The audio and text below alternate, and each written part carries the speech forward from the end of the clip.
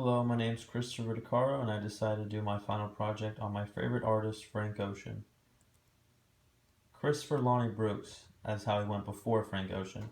He was born in Long Beach, California, October 28th, 1987. He actually grew up in New Orleans, but was born in California. What people don't know about Frank was he was actually going to pursue his academic career before music. And he enrolled at the University of New Orleans, but because of the Hurricane Katrina, he had to hold off on that. Like I said, he grew up in New Orleans, but he moved out to California to pursue his career in music. How he started out was he just started handing out his own demos around LA and hoping to get a deal just anywhere. He ended up landing a songwriting deal and worked with some pretty famous artists at first, like Justin Bieber, John Legend, and Brandy. And before he was with Odd Future, he signed a solo artist deal with Def Jam Records in 2009. Odd Future. Ocean first met the Odd Future crew in 2009 and began writing music for the group. And he officially became a member in 2011.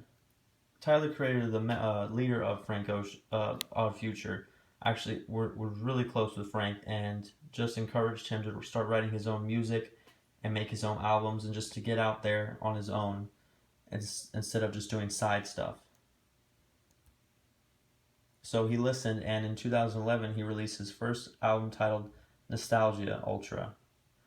The album received many positive reviews and just grew attention very fast. Many famous artists just took notice of it, as Jay-Z, Kanye, and Beyonce.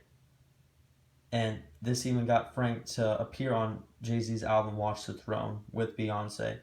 So the album really helped him out in the long run. Before he was Frank, he was Christopher Lonnie Brooks. He changed his name in 2011 to Christopher Francis Ocean. He did this because he felt it would look better on magazines and covers and albums. And there's also a rumor that he did this because he really liked Frank Sinatra, so he just wanted to go as Frank. The making of something special. In 2012, Frank revealed he would be releasing a new album months after his first one already, which was Nostalgia. And he actually released some of the songs before it came out. As like on his Tumblr, he released one, and he was actually played one on Jimmy Fallon on Late Night with Jimmy Fallon show, which was pretty cool. Coming out a few weeks before his new upcoming album, he actually posted a letter to his website revealing that Frank was gay. Many different artists and people showed their public support towards him and acknowledged his courage for doing so. And he just got a lot of positive feedback for doing so, and people felt like it took a lot to do that, which I believe is true. Channel Orange. Frank's second album, Channel Orange, was released on July 10, 2012. The album was very popular very fast. It was number one on the top album charts within hours upon release. It topped charts everywhere, and it gave Frank a really good reputation. And I believe he really hit it off because of this album, and everyone started to know who he was. And he actually won a Grammy Award for Best Urban Contemporary Album in 2013. So this album really got him going. And actually what got me into him mostly was this album, is when I started listening to him. And it was just like, wow. Where's Frank? It was, like I said, it's a really good thing that Channel Orange was popular because since then he did not make anything for 4 years since his recent album. So after Channel Orange, everyone was asking him, "Where's Frank?"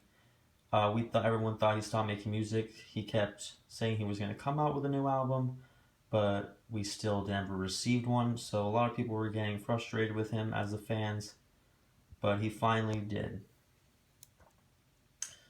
4 years later, it was Blonde. On August 20th, 2016, Frank released his highly anticipated album Blonde. And this album just received a lot of pressure because it took 4 years to make, apparently, is what Frank said. I don't know if it took that long, but I think he was just on a break and he wouldn't admit it.